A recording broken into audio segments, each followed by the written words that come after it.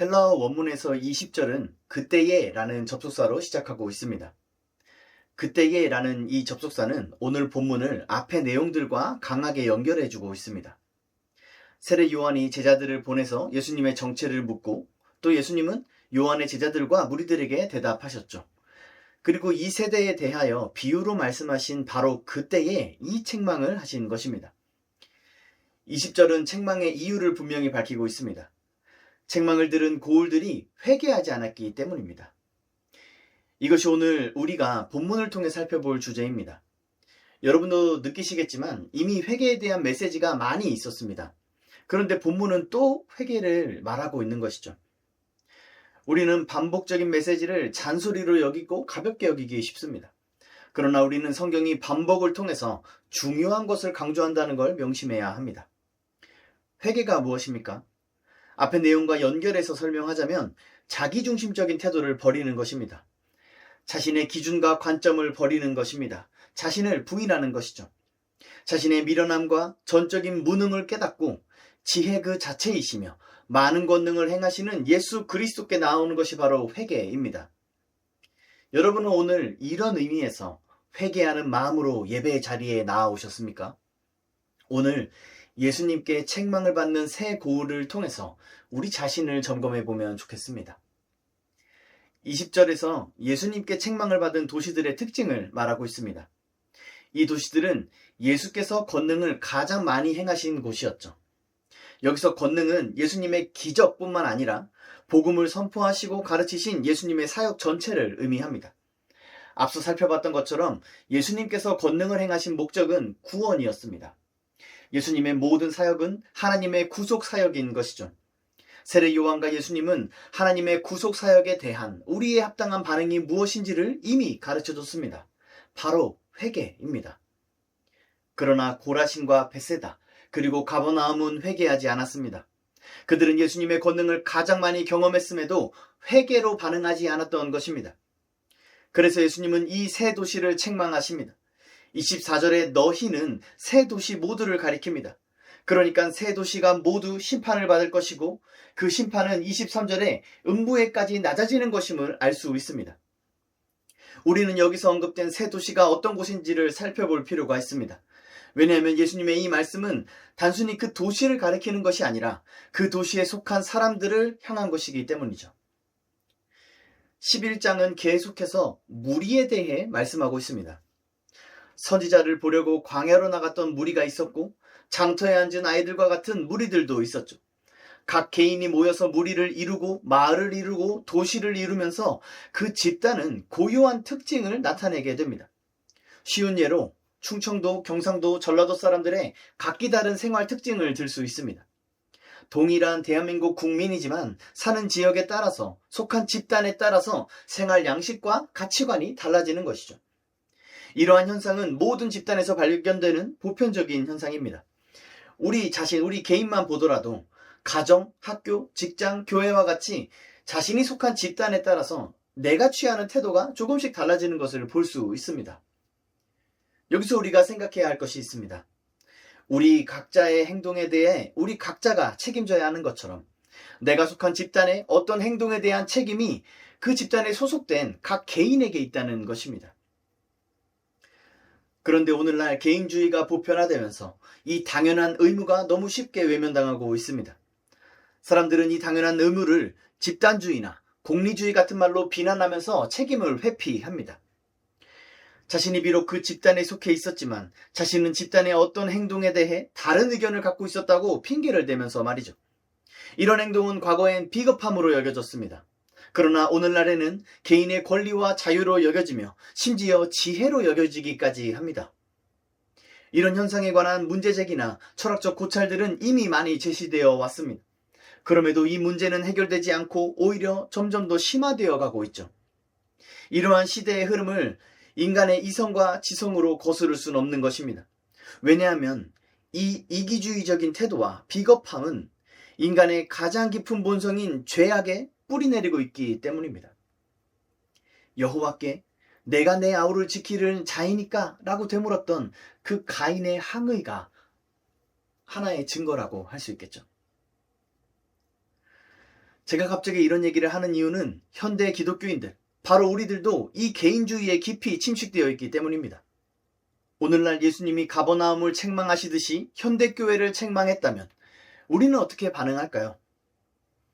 우리는 교회의 죄에 대해 죄책감을 느끼기보다는 다들 각자의 변명을 쏟아내면서 개인의 무죄함을 토로하기 시작할 것입니다. 실제로 우리가 그러고 있지 않습니까? 어느 사역자의 부도덕함이 드러날 때, 어느 목회자의 범죄가 드러날 때, 어느 성도의 잘못이 드러날 때 우리는 어떻게 반응합니까? 우리는 마치 그 문제와 나는 아무 상관이 없다는 듯이 행동하기 시작합니다.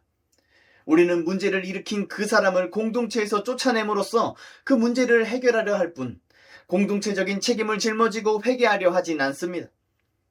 그러나 만일 우리가 교회의 영광과 은혜는 함께 누리기를 원하면서 교회의 타락과 수치에 대해서는 나는 안 그랬다라며 빠져나간다면 그것은 신앙이 아니라 위선에 불과합니다.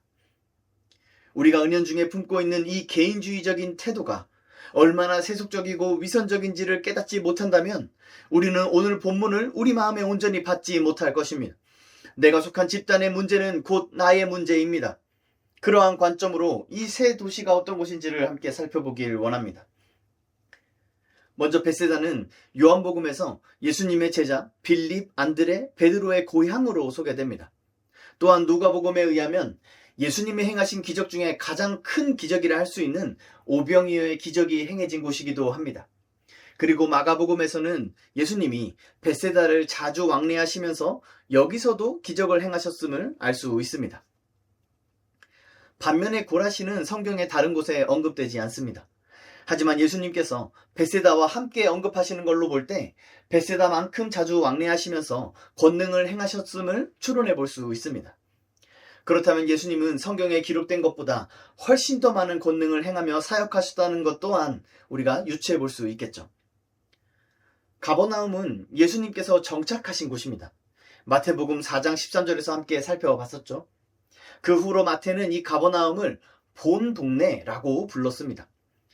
이는 예수님의 동네, 본진이라는 뜻입니다. 즉 가버나움은 예수님이라는 권능 그 자체를 품은 도시였습니다.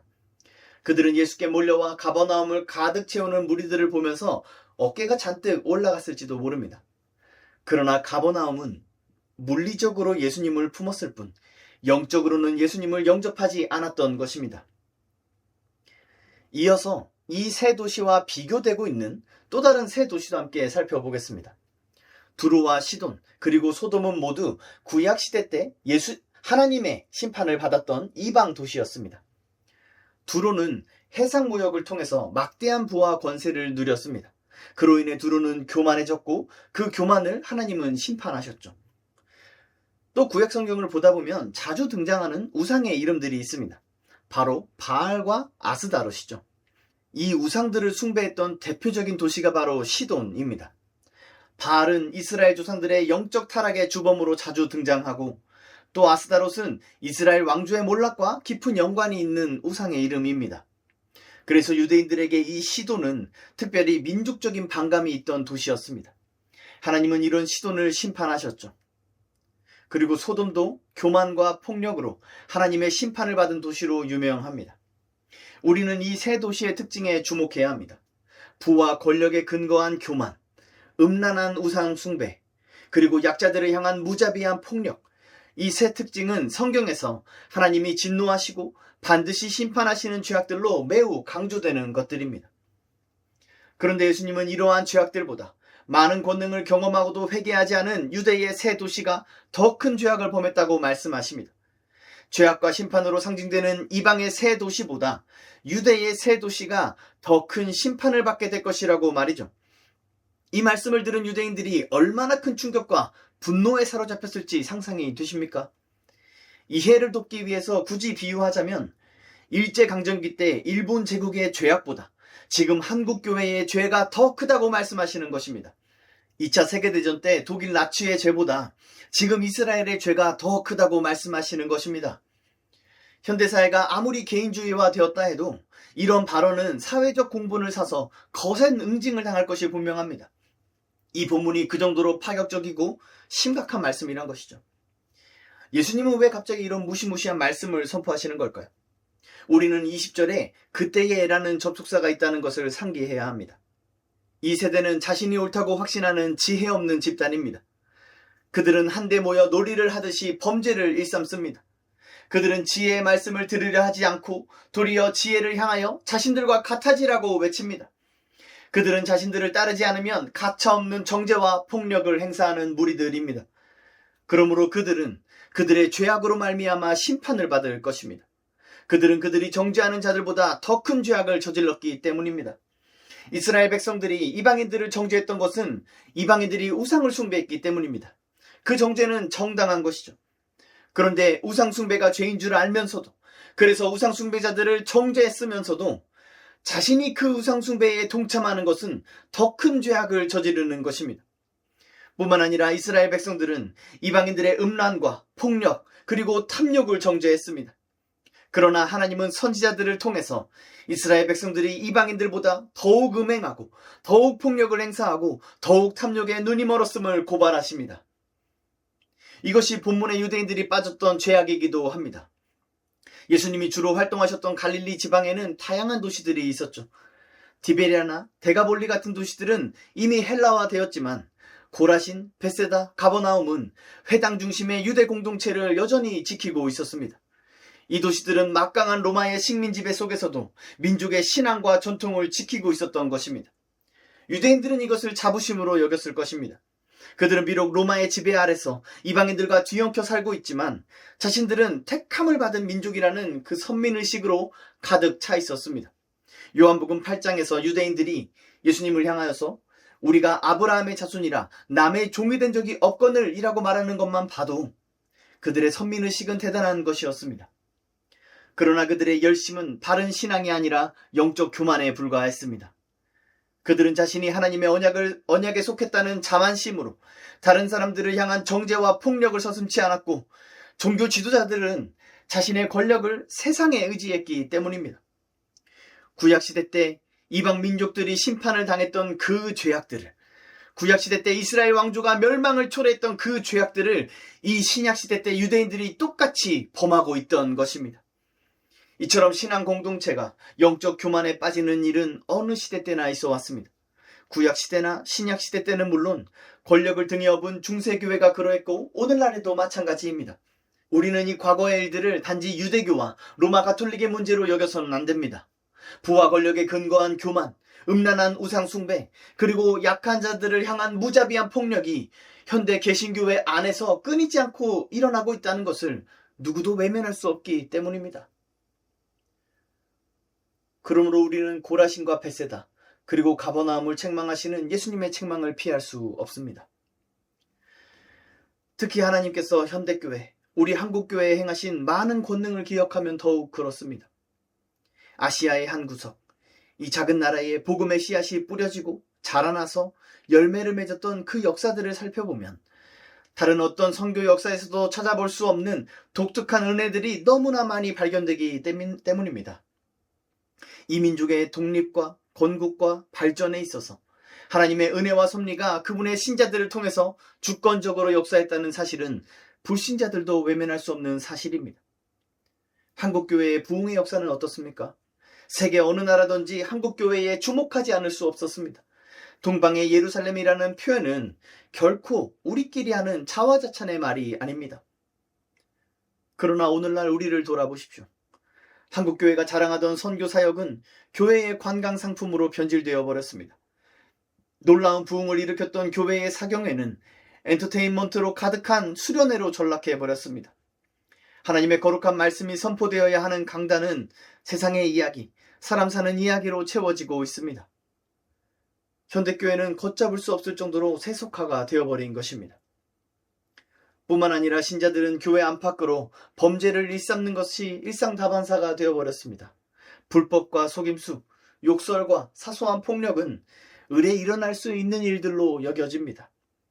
뒷담화, 험담, 모함, 비난과 정죄, 비교로 인한 시기와 질투는 교회 공동체 안에서도 너무나 당연한 것이 되어버렸습니다.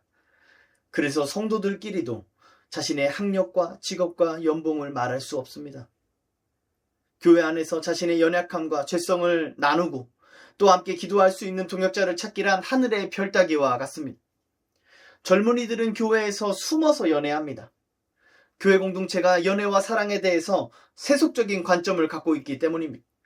이러한 현실이 얼마나 심각한지 이제는 이런 것들이 문제라고 생각하지도 않습니다. 심지어 목회자들이 나서서 어떻게 하면 이런 짓을 지혜롭게 할지를 가르치고 있는 실정이죠. 그러면서도 스스로를 주님의 교회요, 그리스도의 제자라고 확신하면서 하하호호 웃고 있는 게 우리의 모습 아닙니까? 예수님이 우리와 함께 하신다는 우리의 외침이 가버나움과 다를 게 뭐가 있습니까? 예수님이 우리 안에서 놀라운 일을 행하신다고 하는 우리의 고백이 벳세다와 다를 게 뭐가 있습니까? 사랑하는 성도 여러분, 음부에까지 낮아지리라 라고 말씀하시는 주님의 어미한 말씀을 들으십시오. 주님은 오늘 우리의 모습이 두로보다 더 교만하다고 책망하십니다.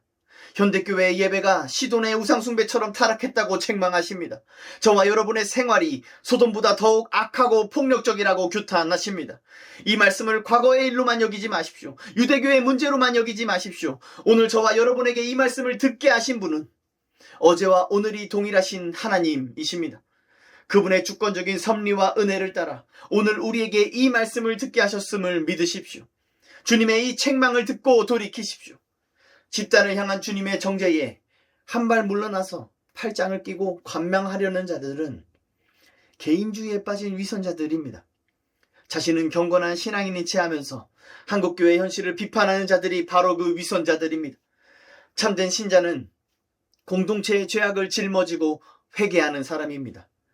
선지자들과 사도들, 그리고 누구보다도 우리 주 예수 그리스도께서 그러셨던 것처럼 말이죠. 참된 신자는 자신이 속한 공동체의 죄악을 남의 일로 여기지 않습니다. 공동체의 죄악을 고발하고 책망하며 회개를 촉구하면서도 자신이 먼저 베옷을 입고 제에 앉아 회개합니다. 그러므로 사랑하는 성도 여러분, 지혜로운 체 하면서 교회를 비판하고 회사를 비판하고 국가를 비판하는 자들을 삼가십시오. 그들의 악한 말에 귀를 기울이지 마시고 그들의 악한 길을 따르지 마십시오. 오늘 저와 여러분에게 지혜가 말씀하십니다. 너희 어리석은 자들은 어리석음을 좋아하며 거만한 자들은 거만을 기뻐하며 미련한 자들은 지식을 미워하니 어느 때까지 하겠느냐? 우리는 회개해야 합니다. 이 나라를 위하여, 이 민족을 위하여, 우리 한국 교회를 위하여 회개해야 합니다. 이것이 오늘 저와 여러분이 이 권능의 말씀 앞에 마땅히 보여야 할 반응일 줄 믿습니다. 우리가 속한 집단의 모든 죄악을 짊어지십시오. 여러분 각자가 이 시대와 사회 그리고 교회에 대하여 느끼고 생각하고 판단하시는 바가 다 있으실 겁니다. 아무리 낙천적인 사람이라 할지라도 각 집단의 문제점과 또 죄악들이 있음을 부정할 수는 없을 것입니다. 지금까지는 우리가 그것들을 판단하고 정죄하는 역할을 자처했을지 모릅니다. 스스로 공의로운 재판장이라도 된 것처럼 이 세대의 대중들 속에서 그들과 함께 댓글을 달고 또 비난의 말을 보탰을 수도 있습니다. 그러나 이제는 그것들을 중단하십시오. 그 어리석음을 좋아하고 거만을 기뻐하고 지식을 미워하는 행동을 중단하십시오. 그리고 그 문제들을 여러분의 옷으로 입고 그 죄악들의 죄를 뒤집어 쓰고 회개하는 저와 여러분이 되기를 간절히 소망합니다. 우리가 회개하는 것만이 그 문제를 해결하는 유일한 방법입니다. 우리가 회개하는 것만이 그 죄악을 용서받는 유일한 방법입니다. 어떤 사람, 어떤 상황, 어떤 것이 그 문제를 해결하는 게 아닙니다. 불신자들은 그렇게 믿고 기대하며 주장한다 할지라도 만물의 주인이시요 선악을 판단하며 심판하시는 창조주 하나님을 믿는 저와 여러분은 그런 미련한 생각을 따라서는 안 됩니다. 저 미련한 자들은 그 독재자를 제거하면 독재가 사라질 것이라고 생각합니다. 저 악한 사람들만 사라지면 악이 사라질 거라고 생각합니다. 어느 집단이 힘을 잃으면 이 문제가 해결될 것이라고 생각합니다. 그들은 이러한 미련한 사상을 가지고 장터에 앉은 아이들처럼 군중을 선동합니다. 그렇게 해서 문제가 해결되지 않는다는 것이 이미 우리의 역사와 현실에 명명백백히 드러나고 있음에도 그들은 끊임없이 그러한 주장들을 하고 많은 사람들은 이 미련함에 현혹되어 버립니다. 그러나 우리에겐 지혜가 있습니다. 우리는 하나님께 선물로 받은 그 지혜를 따라 살아야 합니다. 지혜는 우리에게 회개를 가르칩니다. 우리의 회개가 죄악의 문제를 해결하는 유일한 방법임을 우리는 믿어야 합니다. 자기 백성들을 향하여 회개를 명령하시는 하나님의 무궁한 자비와 긍휼의 음성을 우리는 들어야 합니다. 오늘 우리에게 이 말씀을 듣게 하신 성령 하나님께서 우리의 심령에 회개가 일어나게 하시기를 간절히 축원합니다.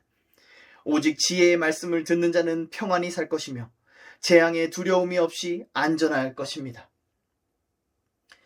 회개하라는 주님의 이 명령은 우리를 향한 하나님의 애타는 사랑의 외침입니다. 21절에 화 있을진저로 번역된 헬라어 단어는 우리가 탄식할 때 아이고 라고 말하는 것과 같은 감탄사입니다.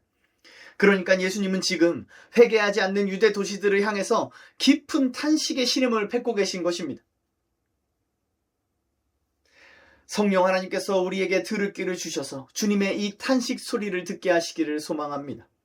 그래서 범죄한 우리를 향한 하나님의 신실한 사랑과 미쁘신 긍휼과 자비가 얼마나 광대한지를 저와 여러분이 더욱 깨닫게 되기를 간절히 원합니다.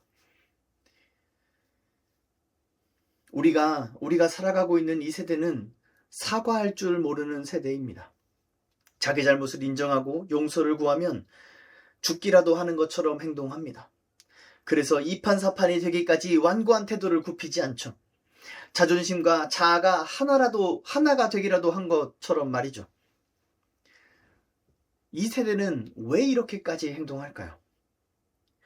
성경이 말하는 회개는 죄악된 행위뿐만 아니라 자기 존재 자체가 죄인이라는 사실을 인정하는 것까지 포함합니다. 우리로 회개하지 못하게 만드는 요인이 바로 여기 있습니다. 죄인인 우리는 스스로를 괜찮게 여기는 교만에 사로잡혀 있기 때문이죠. 그래서 사과하거나 용서를 구하는 행동이 자아를 부정하는 일로 여겨지는 것입니다. 회개는 단순히 잘못을 인정하는 것이 아니라 자신을 부인하는 것이기 때문이죠. 그래서 회개는 죄인들에게 두려움을 불러일으킵니다. 자신이 소중하게 여기는 것을 잃게 될까봐 두려운 것입니다. 그게 돈일 수도 있고 자기의 명예일 수도 있고 자신이 사랑하는 사람들일 수도 있죠. 사람들은 자신의 잘못을 인정하면 상대방이 자신을 무자비하게 공격해서 자신의 모든 것을 빼앗길까봐 두려워합니다. 한편으로 자신이 정반대의 상황이라면 자신이 그에게 그렇게 행동할 것이기 때문이기도 하죠. 모든 죄인들의 마음에는 복수하려는 마음, 자신이 하나님과 같이 되어서 선과 악을 판결하려는 마음, 정의구현이라는 그 미명하에 폭력의 카타르시스를 맛보려는 죄된 본성이 우리 모든 죄인된 인간들에게 있기 때문입니다. 문제는 예수를 믿는다고 하는 우리들도 다를 바 없다는 것이죠. 다른 사람에게 자기 잘못을 인정하고 용서를 구하지도 않을 뿐더러 심지어 하나님께도 회개하는 것을 부담스럽게 여깁니다. 예수를 따른다는 사람들에게서 자기 부인과 자기 십자가를 지는 선행적인 태도가 결여된 것이죠. 너무나 참담하게도 이러한 회개하지 않는 태도는 현대 그리스도인들의 특징이 되어버렸습니다. 고작 한다는 회개기도는 자신이 기억하는 몇 가지 사소한 잘못들에 관한 것이나 자신도 사실은 그렇게 심각하게 생각하지 않는 자기 마음의 악한 성향에 대한 두루뭉술한 고백뿐입니다. 그 기도에 자기 부인은 존재하지 않습니다. 오히려 그런 자신을 있는 그대로 인정해 주기를 바라는 은근한 마음이 담겨 있습니다. 때때로 수련회나 집회 같은 곳에 가서 눈물을 흘리며 회개 기도를 한다 하더라도 솔직히 우리 몇 분이나 기도합니까? 더군다나 요새는 그렇게 울며 회개 기도를 한 다음에 곧바로 신나는 노래를 부르면서 미친 사람처럼 날뛰면서 뛰면서 기뻐하는 셀레브레이션이라는 이상한 문화가 집회마다 자리 잡고 있습니다. 이처럼 우리는 회개할 줄 모르는 세대를 살고 있는 것이죠. 그러나 회개하지 않는 심령에 천국은 임하지 않습니다. 회개하지 않는 신앙은 위선이요, 회개하지 않는 모든 고백은 거짓됩니다. 하나님의 말씀을 들으십시오. 좀처럼 회개하지 못하는 우리에게 성경은 무엇이라 말하고 있습니까? 기독교 신앙은 무엇이고 우리가 본받아야 할 모습은 무엇이라고 말하고 있습니까? 모세는 이스라엘 민족이 금송아지를 숭배한 죄악으로 인해서 40일 밤낮을 금식하며 회개했습니다. 모세는 그 우상 숭배의 죄악과 아무런 상관이 없었는데도 말이죠. 다니엘은 어떻습니까? 그는 예레미야서를 읽은 뒤에 조상들의 죄악을 자기 죄처럼 짊어지고 회개했습니다. 다윗 또한 날마다 회개하는 사람이었음을 그가 기록한 시편만 봐도 알 수 있습니다. 얼마나 더 많은 증거들이 우리에게 필요할까요? 그리스도 예수께서 죄인들의 죄악을 짊어지고 겟세마네와 십자가 위에서 죄사함의 기도를 드리신 것으로도 부족하겠습니까?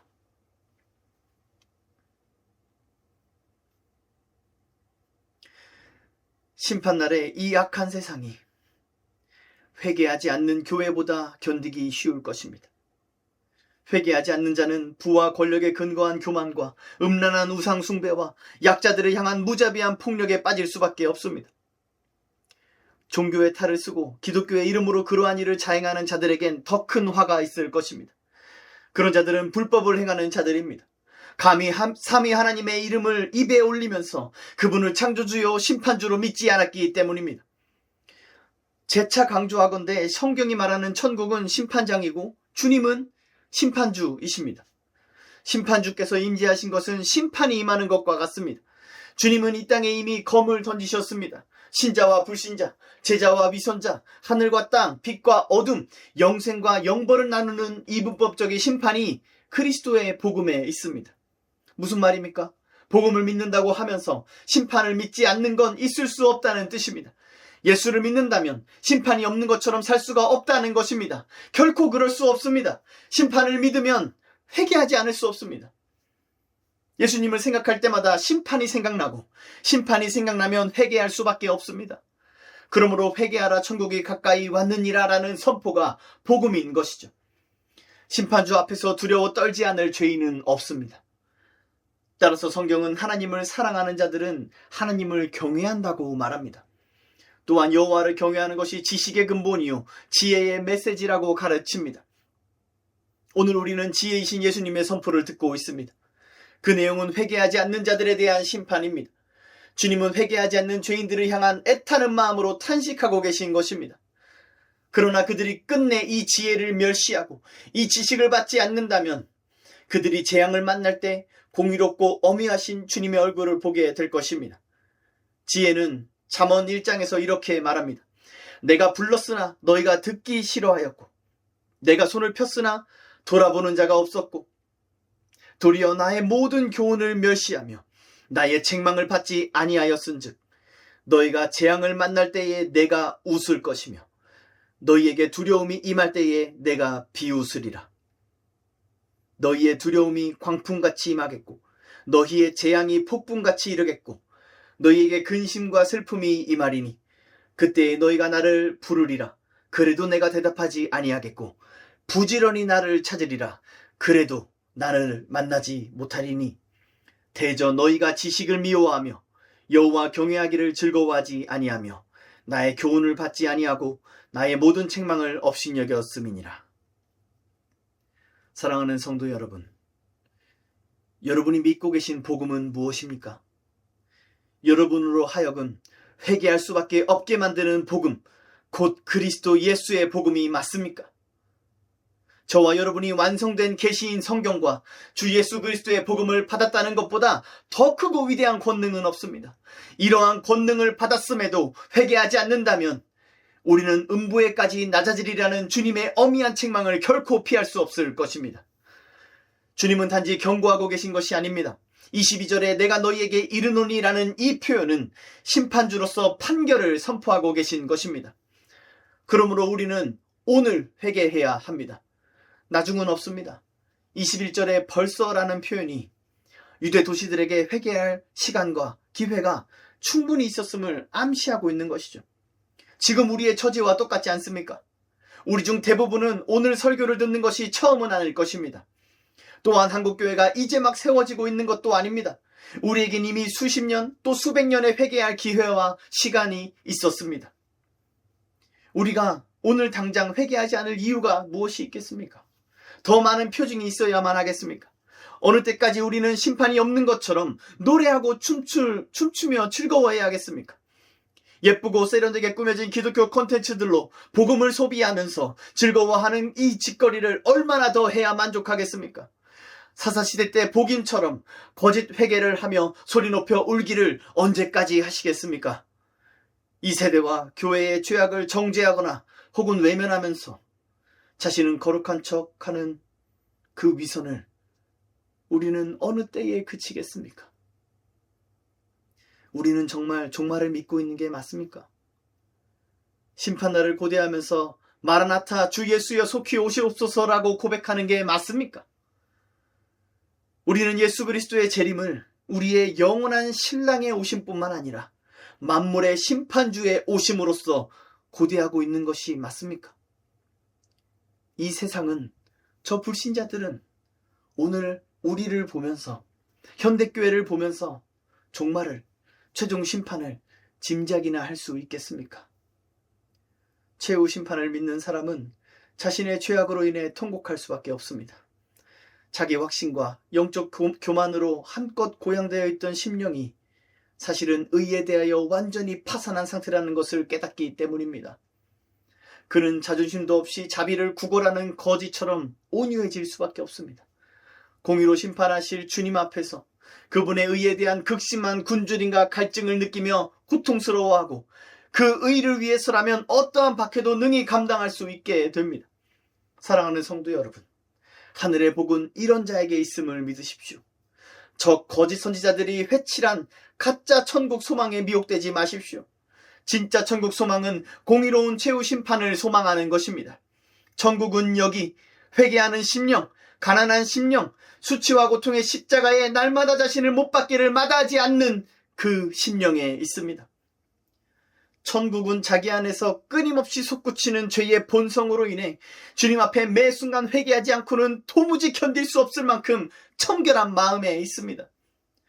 천국은 모이기를 패하며 개인주의로 고립시키는 이 패역한 세상 속에서 화평을 이루기 위해 전심전력을 다하는 자들의 마음 속에 있습니다. 사랑하는 성도 여러분, 이 천국을 사모하십시오. 이 천국을 맹렬하게 갈망하십시오. 세례 요한 때부터 지금까지 천국은 맹렬히 갈망하는 자들의 것입니다. 말씀을 맺겠습니다. 지금까지 우리는 참으로 많은 은혜를 누리고 있습니다. 하나님께서 우리 각자와 이 나라에 행하신 권능이 매우 많습니다. 그러나 우리가 회개하지 않는다면 우리가 당할 심판은 가히 상상하지 못할 정도로 참혹할 것입니다. 회개는 신앙생활의 한 요소가 아닙니다. 회개는 신앙생활의 핵심이자 기초입니다. 의인은 믿음으로 말미암아 살고 믿는 자에겐 능치 못함이 없습니다. 그러나 누구도 회개하지 않고는 참된 믿음을 누릴 수 없습니다. 왜냐하면 믿음의 대상이 십자가 위에서 하나님의 진노의 심판을 받으시고 이제는 하늘 보좌 우편에서 만물을 심판하시는 바로 그분이기 때문입니다. 그리스도의 초림으로 이 땅에 새 시대가 도래했습니다. 새 시대에 속한 자의 특징이 바로 회개입니다. 그리스도 안에서 그분의 권능을 날마다 경험하면서 날마다 회개하지 않을 수는 없기 때문입니다. 새 시대의 백성은 회개를 부담스럽게 여기지 않습니다. 오히려 회개할 수 있음에 감사하며 회개를 통해 죄를 용서하시는 하나님의 무한한 사랑을 만끽함으로 기뻐하고 즐거워합니다. 사랑하는 성도 여러분, 회개하십시오. 회개함으로 여러분을 향한 하나님의 풍성한 긍휼과 한없는 자비와 무한한 사랑을 만끽하며 그 안에서 참된 위로와 안식을 얻게 될 것입니다.